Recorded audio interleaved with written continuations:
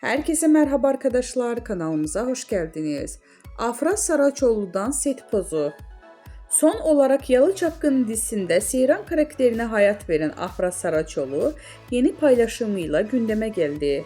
Yalı Çapkını dizisinde 3 sezon boyunca Seyran karakterine hayat veren Afra Saraçoğlu oyunculuk performansıyla yanı sıra sosyal medya paylaşımlarıyla da adından söz ettiriyor.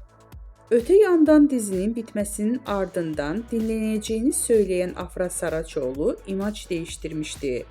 Koyu renkli saçlarını sarıya boyatan ünlü oyuncu son halini takipçilerinin beğenisine sundu. Bizden bu kadar arkadaşlar. Videoların devamını gelmesini istiyorsanız da kanalımıza abone olmayı unutmayalım. Hoşça kalın.